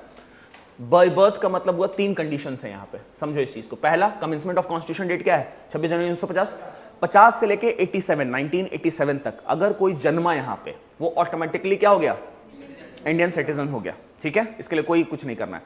87 से लेके 2004 तक अगर उसके पेरेंट्स, ठीक है, जो भी जन्मा हुआ है लेकिन उसके पेरेंट्स अगर यहाँ पे बॉर्न है, बॉर्न मतलब समझे ना, वो वाला डेट 50 से 87 के बीच वाला, तो क्या हो सकता है, इंडिया का सिटीजन हो सकता है। 2004 के बाद पेरेंट्स और ग्रैंड पेरेंट्स और आइदर ऑफ देयर पेरेंट्स, मतलब एक मम्मी पापा में से कोई एक होना चाहिए, वो क्या हो सकता है, इंडियन सिटीजनशिप। तो ये क्या कहलाया, बाय बर्थ। बर्थ 3 कैटेगरीज में बांट दिए गए, हम बोले ना 2 जनरेशन, हमेशा याद रखना कि 2 जनरेशन, पूरे सिटीजनशिप का समरी अगर तुम देखोगे तो 2 जनरेशन में ही आके टिकता है कि या तो मैं यहाँ पे जन्मा हूँ, ठीक है, लेकिन कब जन्मा हूँ, 2005 के बाद अगर जन्मा हूँ तो मेरे पेरेंट्स या ग्रैंड पेरेंट्स कोई यहाँ पे बॉर्न हो, नहीं तो आइदर, क्योंकि कभी कभी क्या होता है बाहर के भी तो लोग हम शादी करते हैं ना, तो इसलिए भी एक कंडीशन होता है ना कि आइदर ऑफ दीज पेरेंट्स और either of those grand parents. समझ गए? आसान भाषा में 2 जनरेशन, बस ये कट ऑफ डेट्स याद रखना, 50 से 87, 87 से 2004 और 2004 के बाद से जो फोरगोइंग प्रोविजंस है अभी तक। समझ में आया? यहां तक किसी को कोई दिक्कत? 50, 87, 87 टू 2004, 2004 के आगे। 87 तक जो जन्मा है यहाँ पे वो यहाँ का है, और 87 से लेके हाँ, 2004 तक उसके पेरेंट्स अगर यहाँ पे बॉर्न है, हाँ कोई एक पेरेंट्स, हाँ कोई एक हो गया, हाँ 2004 के बाद का है। 2004 के बाद पेरेंट्स और ग्रैंड पेरेंट्स, हाँ दोनों, ठीक है, और आइदर, हाँ कोई एक होना चाहिए। तो क्या हो गया? आपको सिटीजनशिप बाय बर्थ मिल गया। समझो तुम यहाँ, तुम्हारा भी कंडीशन है ना कि तुम यहाँ बर्थ लिए हो। समझो एक लड़का, मतलब समझो ऐसे समझो, बहुत अच्छे इजी एग्जांपल देते थे कि मैं फॉरेनर से शादी कर लूँ, सपोज करो मैं फॉरेनर से शादी किया, वी हैड अ चाइल्ड, अब वो कब आ गया? इट इज समवेयर डाउन 2026, तो अब उसका बाय बर्थ वो इंडिया का सिटीजनशिप कैसे हो गया? यस, समझ गए ना? नो मैटर, मेरे पापा भी अगर किसी फॉरेनर से शादी करते कोई भी दिक्कत नहीं था, लेकिन बाय बर्थ में क्योंकि यहां पैदा हुआ है, लेकिन कंडीशन में क्या है कि आइदर ऑफ पेरेंट्स, तो हम हो गया यहां का सिटीजन। समझ में आ गया? तो ये हो गया बाय बर्थ। समझ में आया? पीछे कोई दिक्कत, कोई परेशानी नहीं ना? ठीक है, चलिए इसको लिख लीजिए। पहले ऐसे लिखो, आगे पॉइंट बना के, the citizenship act of 1955, the citizenship act of 1955 deals with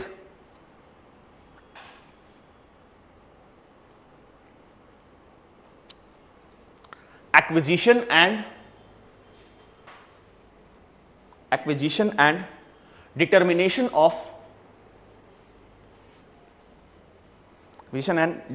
of Indian citizenship.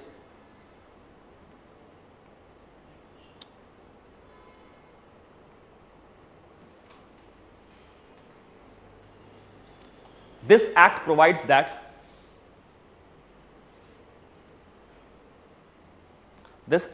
that citizenship can be acquired by 4 ways. Citizenship provides that citizenship can be acquired by 4 ways.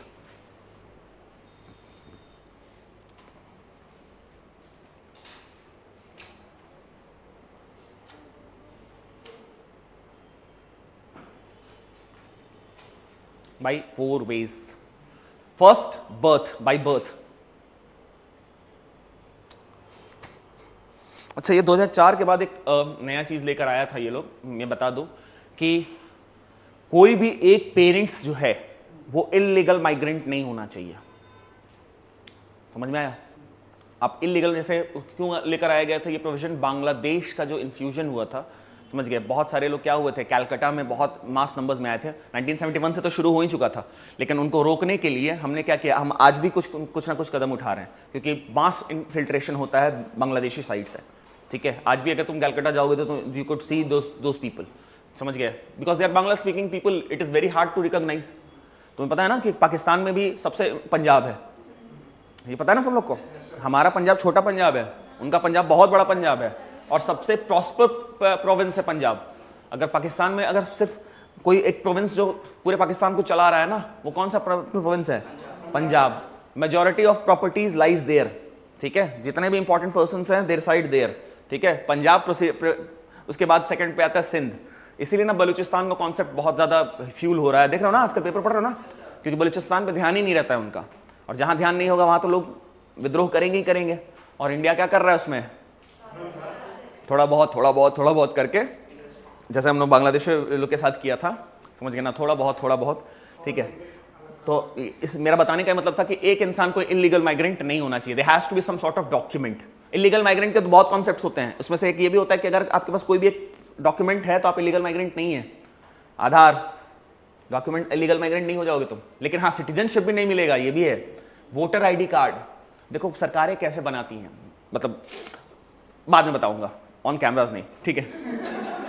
बहुत स्मार्ट होते हैं लोग, नहीं होता है कि मतलब पॉलिटिक्स क्या नहीं करा सकता है, समझ लो ना, किसी का वोट बैंक बनाने के लिए हम क्या क्या किस किस लेवल तक गिर सकते हैं हम बाद में बताएंगे, I will tell you letter.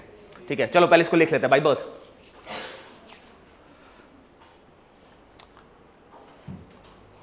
Any by birth करके नीचे एक ए पॉइंट लिख लेना, point A, every person born in India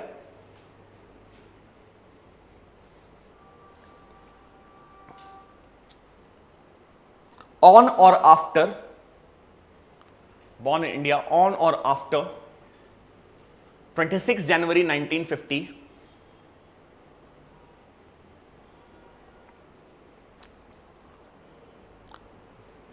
but before 1st of July 1987, 1st of July 1987 is an Indian citizen,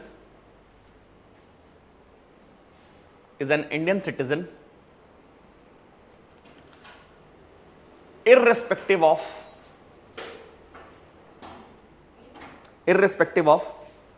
nationality या nationality, जो भी कह लो, nationality of his or her parents,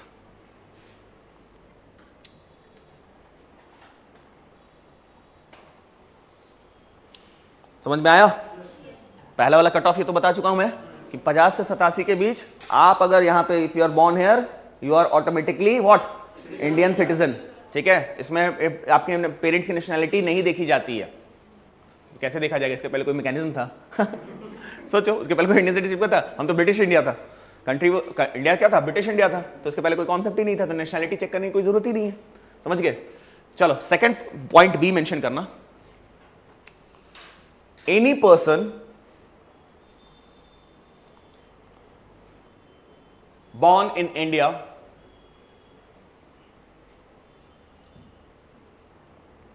between 1st of July 1987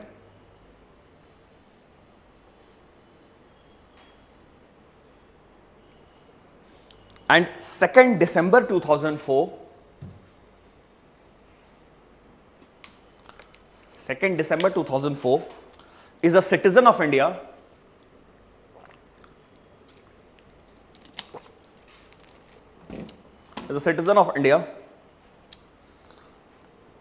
if either of his parents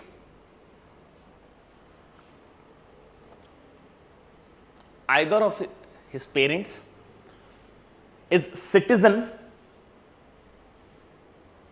at the time of its birth.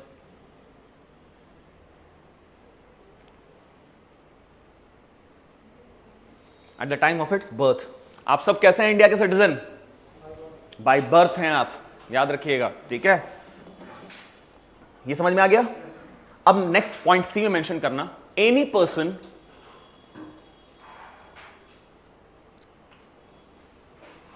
born in India after 3rd December 2004, after, on और after लिख लेना, ऐसा नहीं है कि जो 3 दिसंबर वाला है वो बेचारा छूट जाए। ऑन और after 3rd December 2004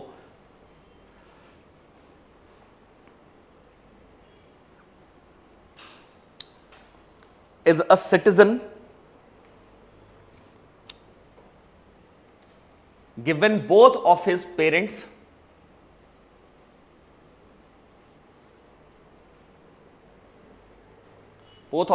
are citizen or grandparents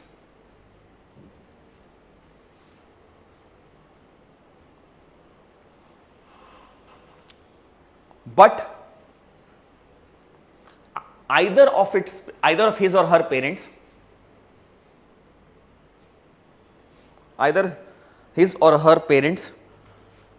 should not be an illegal migrant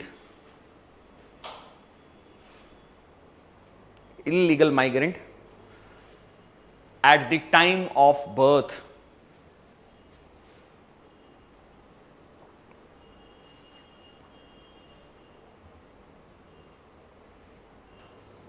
समझ में आया? एनीवन? कोई दिक्कत यहां तक किसी को? कोई समझ गए? सी वाला जो कंडीशन है ना, इस पे पेरेंट्स ग्रैंड पेरेंट्स पे ध्यान मत दो। बस एक चीज तुमसे पूछा जा सकता है, इलीगल माइग्रेंट। लेकिन इसका मतलब ये नहीं है कि आप सिटीजनशिप अप्लाई नहीं कर सकते हैं। बाय बर्थ का ये कंडीशन है, समझ गए ना? मतलब बाय बर्थ आप इंडियन सिटीजन नहीं हो सकते, समझ गए? कहीं कहीं तुमको पेरेंट्स सिर्फ देखने को मिलेगा, समझ गया? पेरेंट्स ग्रैंड पेरेंट्स में सिर्फ पेरेंट्स देखने को मिलेगा, लेकिन पेरेंट्स ग्रैंड पेरेंट्स दोनों है, क्योंकि 2 जनरेशन हो गया है, समझ गया ना? तो क्या है कि कहीं कहीं टेक्स्ट बुक्स में तुमको देखने का either of its parents, parents grand parents, लेकिन इसमें सबसे इंपॉर्टेंट कंडीशन क्या है? इलीगल माइग्रेंट्स वाला, समझ गया ना? कि आप बाय बर्थ नहीं बन सकते, समझ गया ना? चलो यहां तक किसी को दिक्कत? अब बात करते हैं थोड़ा रजिस्ट्रेशन का, ठीक है? सेकंड मतलब डिसेंट आते हैं, चारों तो एक ही हैं, तो रजिस्ट्रेशन थोड़ा इजी है, तो पहले जल्दी समझा देते हैं। रजिस्ट्रेशन का मतलब ये हुआ कि कोई भी इंसान एक हमारे यहाँ का जो एक प्री कंडीशन है कि 7 साल, अगर कोई इंडिया 7 साल रह रहा है, ठीक है, तो उसके बाद वो क्या कर सकता है? वो अप्लाई कर सकता है इंडियन सिटीजनशिप के लिए with the way of what? Registration, ठीक है? और कोई भी इंसान अगर कोई बाहर से शादी किया हुआ है, समझ गया ना, मतलब आइदर ऑफ हिज स्पाउस और हिज हस्बैंड, समझ गए, उसमें से कोई भी अगर एक इंसान 7 साल शादी करके 7 साल यहाँ पे रह रहा है और उसके बाद वो क्या कर सकता है? अप्लाई कर सकता है। बस रजिस्ट्रेशन का यही है कॉन्सेप्ट, समझ गए? कि 7 साल जो है वो कट ऑफ डेट रखा गया है कि 7 साल आपको क्या करना पड़ेगा? इंडिया में रहना पड़ेगा, और एक वैलिड डॉक्यूमेंट होना चाहिए आपके पास, दिखाना पड़ेगा कि भाई 7 साल आप यहाँ रहे हैं, समझ गए? पासपोर्ट्स भी इसमें बहुत हैंडी हो जाते हैं, क्योंकि पासपोर्ट्स क्या करता है? आने जाने के लिए सबसे बड़ा मीडियम क्या है? आप कितनी बार दिख गए हैं? मान लो पता चला कि तुम दिखा दी कि 7 साल है, और पता चला कि 5 साल तुम्हारा पासपोर्ट दिखा रहा है कि 5 साल तुम बाहर ही हो, समझ गया ना? तुम आ रहे हो बस जा रहे हो, आ रहे हो बस जा रहे हो, एक दिन के लिए, और वैसे 7 साल नहीं जोड़ा जाता है, समझ गया ना? तो पासपोर्ट सबसे एसेंशियल डॉक्यूमेंट हो जाता है इस क्राइटेरिया के लिए, ठीक है? ताकि चेक किया जा सके कि आप सही में 7 साल इंडिया में रहे हैं कि नहीं रहे हैं। हो सकता है ना 2016 से मान लो कितना 26 चल रहा था, और 19 से एक इंसान अभी अप्लाई करे, 2019 में वो इंडिया आया, समझ गया, कहा कि उसके बाद फिर चला गया, फिर 1 साल में 2 दिन के लिए आया, फिर चला गया, फिर अब फिर बता दे यहाँ पे कि नहीं 7 साल हम रह लिए, ऐसे थोड़ी होगा। नेपाल और इंडिया के बीच तो पासपोर्ट का नहीं है, तो फिर नेपाल के जो सिटीजन एक परमिट बनता है, एक वैलिड डॉक्यूमेंट बनता है, आप जब एंटर करते हैं, समझ गए, तो बनता है, ठीक है? और नेपाली सिटीजनशिप कौन लेगा यार? हाँ, तो हमारा कंडीशन यही ना 7 साल वाला, ठीक है? वो परमिट सिस्टम बनता है वहाँ पे, आप किसी बॉर्डर पे जाएंगी ना, पता चल जाता है कि आप आई हैं, यहाँ से आप गए हैं, वहाँ से आप आई हैं। नेपाल में आप जाते हैं तो आपको पता है ना, आपका सिम बंद हो जाता है, वहाँ का आप सिम लेना पड़ता है।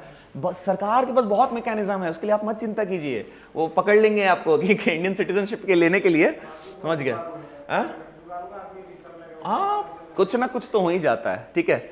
इंडियन सिटीजनशिप लेने के लिए अगर मान लो 7 साल, तुम्हारा कहने का मतलब कोई नेपाली आके यहाँ पे 7 साल रह रहा है, ठीक है, नेपाली सिटीजन, तो उसके लिए ये चीज़ है, वो मैकेनिज्म निकल जाता है वो, ठीक है? परमिट सिस्टम भी होता है, तुम वहाँ भी जाओगी ना तो एक डॉक्यूमेंट मांगा जाता है, तुम उधर से भी इधर कोई आता है ना तो डॉक्यूमेंट मांगा जाता है, समझ गए? तो उससे निकल जाता है कि हाँ भाई ये 7 साल यहाँ रहा है कि नहीं रहा है, उस चीज़ के लिए ना, नॉट टू वरी, ठीक है? इसको मेंशन कर लो, by registration. Second,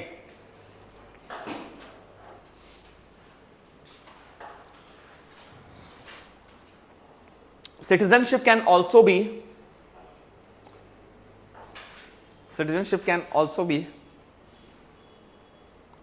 acquired by registration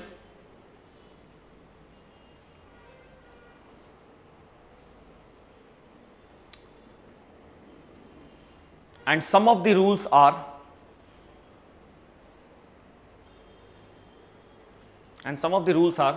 mandatory या मैंडेटरी, जो भी बोलो, mandatory, which are point A,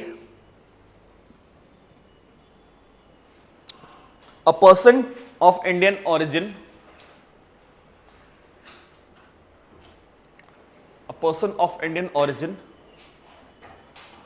who has been a resident of India for 7 years, resident of India for 7 years, shall be eligible for registration process.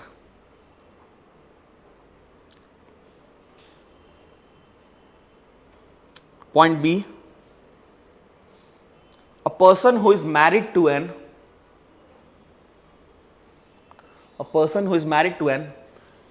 Indian citizen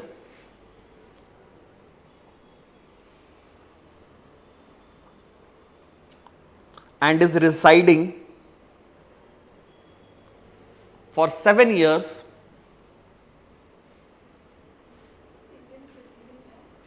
sorry and residing in India for 7 years shall be eligible for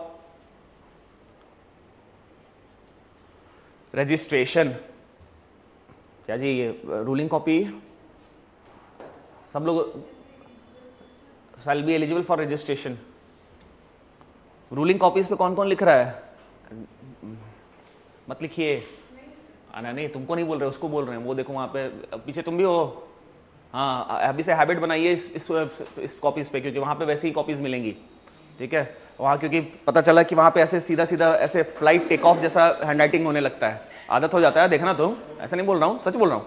अब मैं आज भी मुझसे हो जाता है, झूठ नहीं बोलूँगा। इतना प्रैक्टिस होने के बाद भी बहुत दिन बाद अगर तुम प्लेन पेपर पे लिखते हो ना तो टेक ऑफ हो जाता है वो, समझ गए? ऐसे ऐसे लिखते लिखते लिखते लिखते, क्योंकि जिसके पास कर्सिव है ना, बहुत ज़्यादा कर्सिव है, वो शायद संभाल ले, क्योंकि उसका फ्लो रहता है। हम लोग का क्या है कि आधा टूटा फूटा कर्सिव है, समझ गया ना? तो वो क्या होता है कि एक ऐसे जाता है और एक ऐसे करके ऐसे ऊपर की तरफ चला जाता है।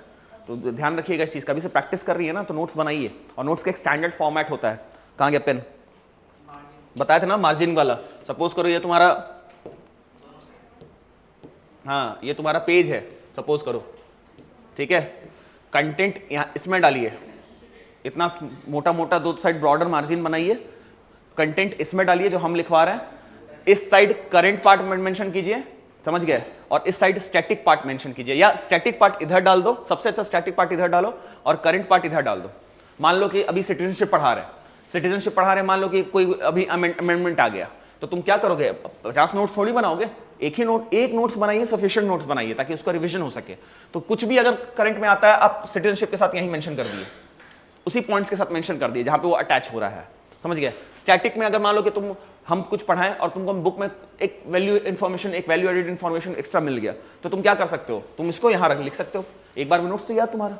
ये स्टैंडर्ड नोट्स मेकिंग का प्रोसेस है, समझ गए? तुम लोग को तो शायद बताए थे, क्या जी योगेश, अभिषेक, तुम लोग बताए थे ना?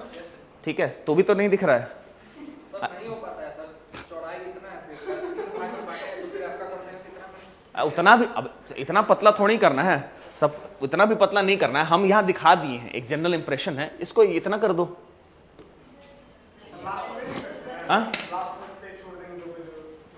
नहीं नहीं नहीं, वो फिर बहुत अच्छा। एक बात बताओ, कंटेंट के साथ में अगर तुम डाल दोगे तो तुम्हारे लिए नोट्स में जब तुम रिवाइज करते हो कितना ईजी हो जाएगा। एक बार मेहनत करके नोट्स बना लो और उसके बाद फिर देखो उसका फायदा कितना आता है एग्जाम टाइम में। जब तुम मेंस लिखने जाओगे ना, तुम देखना कितना फायदा होता है उसका, समझ गए? इसीलिए ऐसे ही करना चाहिए, ठीक है? हम लोग तो बहुत इनोवेशंस करते थे, जैसे अगर इससे भी ज्यादा अगर कुछ आ जाता था ना तो एक वो स्टिकी नोट्स आता है, पर्टिकुलर सिटीजनशिप के साथ स्टिकी नोट्स डाल दिए वहीं पे, वहीं चिपका दिए, समझ गया ना? कि हाँ इस पे कुछ लिखा हुआ है, इस पे कुछ लिखा हुआ है, इस पे कुछ लिखा हुआ है। तो क्या होता था कि एक ही जगह पे एक सारा कंटेंट मिल जाता था, 5 जगह भटकने की जरूरत थोड़ी है। एक ही नोट्स एक ही बार बनता है, 5 बार नहीं बनता है, ठीक है? कहाँ थे लास्ट? हाँ ठीक है, समझ में आ गया? 7 साल। एक और इसमें पॉइंट लिख लो, एक और पॉइंट है इसमें, point C. A person of Indian origin, a person of Indian origin who is a resident of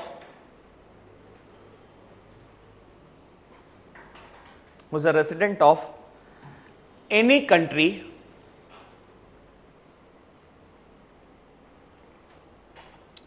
outside undivided India। इसका मतलब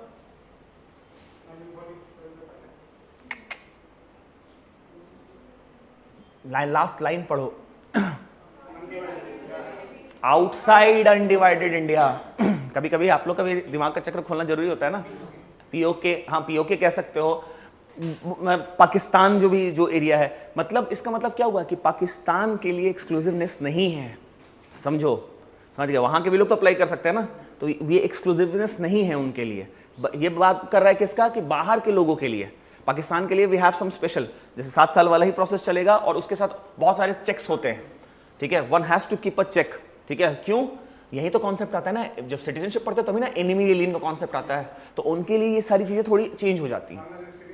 बांग्लादेश के लिए नहीं, बांग्लादेश बेचारा क्या है, आजकल थोड़ा बहुत देख रहे हो कि हाँ वो थोड़ा है, लेकिन हमारे लिए एनिमी एलियन अभी भी क्लासीफाई अगर कोई है तो वो पाकिस्तान ही है, ठीक है। वो भी टाइम टू टाइम हम कभी फ्रेंडली हो जाते हैं, कभी एनिमी हो जाते हैं, लेकिन अभी तक सिर्फ एक ही आदमी को कैटेगरी में डाले हैं, वो पाकिस्तान, ठीक है। ये हो गया registration. Next India, outside undivided India. चलो आज टाइम कम है, 2 बाद में कराते हैं, ठीक है। हाँ ये हाँ रजिस्ट्रेशन खत्म, यहां तक समझ में आया? बर्थ और रजिस्ट्रेशन।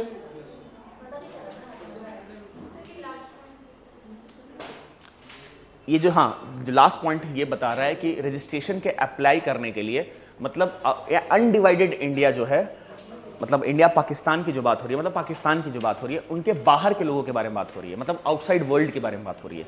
ये रजिस्ट्रेशन प्रोसेस पाकिस्तान के लिए अलग है, समझ में आ गया? ये क्या है? पाकिस्तान के लिए अलग है, मतलब पाकिस्तानी सिटीजन क्या हो सकता है, मतलब अगर इंडिया के लिए अप्लाई करेगा तो इस एम्बिट रजिस्ट्रेशन प्रोसेस का पार्ट नहीं होगा वो, समझ गया? उनके लिए कुछ अलग प्रोसेस है, समझ गया? They can not acquire citizenship by what? Bye registration method. Undivided India जिसको कहते हैं, समझ गए? समझ में आया कि रजिस्ट्रेशन प्रोसेस से सिटीजनशिप नहीं ले सकते। यस, ठीक है। इंडिया पाकिस्तान, हाँ अनडिवाइडेड है ना, इंडिया डिवाइडेड है ना। किसने लिखा था book in divided, divided India, India divided? वाह वाह वाह वाह वाह वाह, क्या बात है, तुमको सम्मानित करने का हमको मन कर रहा है एकदम। हैं? इंडिया डिवाइडेड बुक किसने लिखा है? नहीं बता पाए ना, सच बता रहे हैं। Rajendra Prasad, very good. India divided was written by Rajendra Prasad, ठीक है। और इसलिए पूछा तुम लोगों से क्योंकि राजेंद्र प्रसाद कहाँ से बिलोंग करते हैं, कौन सा डिस्ट्रिक्ट? वाह वाह वाह वाह वाह वाह। मुंगेर, मुंगेर का बना दी, सिवान, जीरादेई गांव से, ठीक है, जीरादेई गांव से सिवान, ठीक है। हाँ सिताब दियारा से है वो, ठीक है, सिताब दियारा एक गांव है, समझ गए? वहां से जयप्रकाश नारायण आते हैं, ठीक है। तो अनडिवाइडेड नहीं होता तो दूसरे कंट्री के लिए वो एप्लीकेबल है? हाँ हाँ, वहाँ रजिस्ट्रेशन प्रोसेस से नहीं आ सकते, मतलब इस मेथड से नहीं आ सकते, ठीक है। अब बस 2 बच्चा है, वो कल खत्म हो जाएगा और कल हम लोग होपफुली फंडामेंटल राइट्स में आ जाएंगे। अब हमको लगता है 12, 13, 14 हो, नहीं 12, 13 तक तो कंप्लीट हो जाएगा, क्योंकि 12, 13 तुम लोग को बताना जरूरी है, वो थोड़ा इंपॉर्टेंट है। 12 डिफाइन करता है स्टेट का, हाँ डेफिनेशन।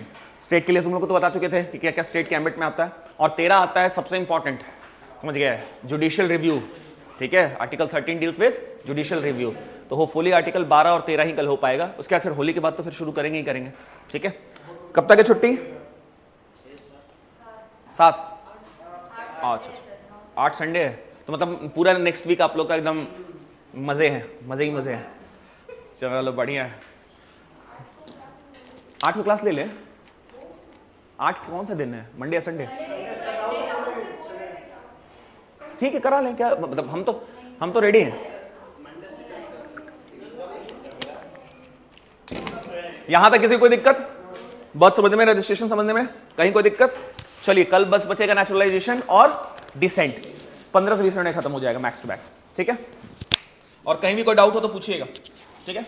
चलिए थैंक यू एवरीवन।